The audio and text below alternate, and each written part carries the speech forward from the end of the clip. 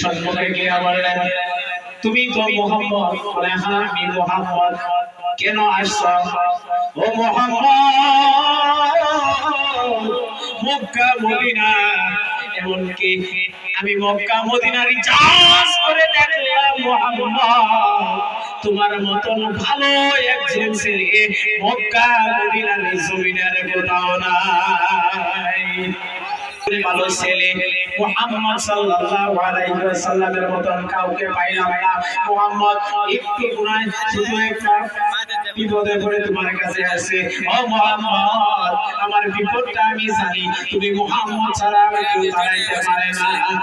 আল্লাহর রাসূল বলে, ও ভাই কেন আসছো? কেন আসছো? বিপদ তাড়ানোর মালিক তো আমি না, বিপদ তাড়ানোর মালিক হইল আমার আল্লাহ। কেন আসছো বলো?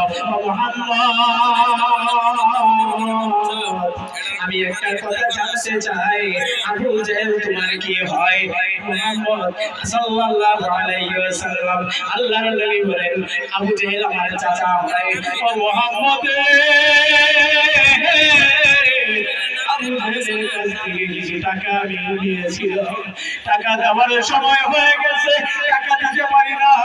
এখন আবু জেহেল আমাকে জানাইয়া দিছে, কালকে যদি টাকা না দিতে পারি তাহলে আবু জেহেল আমাকে হত্যা করে ফেলবে। মুহাম্মদ জানো, জানো, ভালো করিয়া জানো, আবু জেহেলের কোনো স্বভাব ভালো না। নবী কইতে গেছে, নবী কি করছে না করছে ভালো মনে গেছে না, কুদরতি বুদ্ধি লয়ে গেছে। খালি নবীর কিভাবে মানে ফ্লো করে কিভাবে নবীর ক্ষতি করুন যায় এটা চাইছে। আমার আল্লাহ বলেন, আবু জেহেল শুনিয়া ল, তোর মতো 100 কেন লক্ষ কোটি আবু জেহেল যদি মক্কা মদিনার জমিনের মধ্যে দাঁড়ায় থাকে তাহলে জানবি আমি নবী মুহাম্মদের এক চুল পরিমাণ ক্ষতি হতে পারবে না। সুবহানাল্লাহ, নারে তাকবীর। আমার আল্লাহ চায় বান্দা যখন আমারে ডাক দেয়, ফেরেশতারে সাথে সাথে বান্দার ডাক আমি আল্লাহ আরশে মহল্লায় পৌঁছে যায়। শুনে ও মুহাম্মদ, জানি তুমি কি বললে কি জানি, নিশ্চয় তোমার চাচা আবু জেহেল কি জানি আমাকে টাকা 2 দিনের সময় নিয়ে দিতে পারে, কিন্তু আল্লাহর নবী সাল্লাল্লাহু আলাইহি ওয়াসাল্লাম বিশ্বনবী তার সাথে আছে, তার কোনো ভয় নাই, ভয় নাই। বিশ্বনবীর উম্মত দাবি দিয়া যদি কেউ বিশ্বনবীর উম্মত হতে পারো, খাঁটি উম্মত হতে পারো, তাহলে জানি আর কোনো ভয় নাই।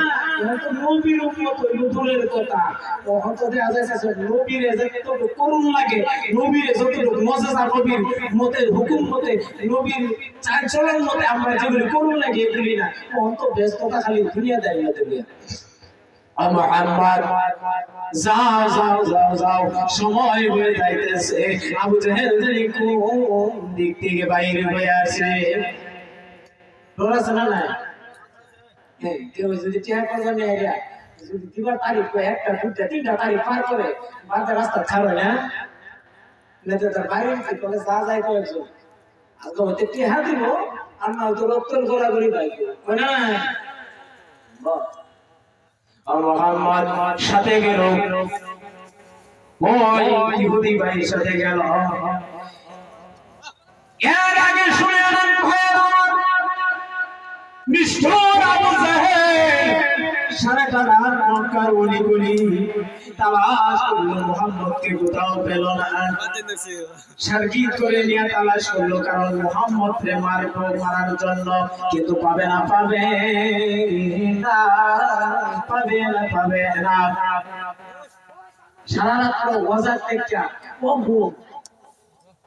বুঝে গেছে যে মনের মধ্যে পাইলে মুহাম্মদকে আঘাত করতো, কিন্তু পাইলো না, যে ঘুমাইছে শেষ রাতে ঘুমাইছে।